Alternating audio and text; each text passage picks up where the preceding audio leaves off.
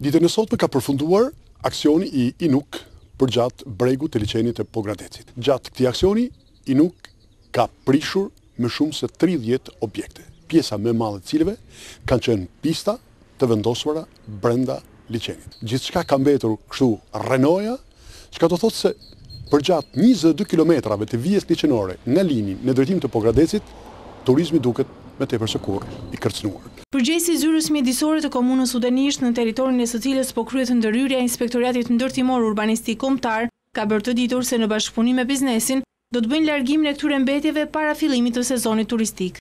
Me këto inerte, komuna Udenisht ka marrë gjitha masat për largimin e gjitha bazave të krijuara nga prishja e INUK-ut.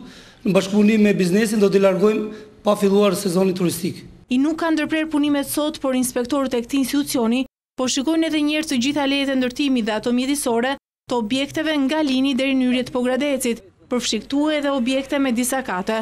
Zyra e urbanistikës, por edhe ajo e mjedisit në këtë komunë, kanë vënë në dispozicion të INUK të gjitha dosjet e ndërtimeve të kryera nga viti 1992 deri më sot. Pas kësaj, në javën tjetër, fadromat e INUK nuk do të merren vetëm me pistat e ndërtuara në liçen apo minifushat e futbollit, por kësaj radhe nuk përjashtohet të ketë shëmbje të ndërtesave, të cilat nuk kanë qenë të përfshira në këtë fazë të parë të prishjes së këtyre objekteve.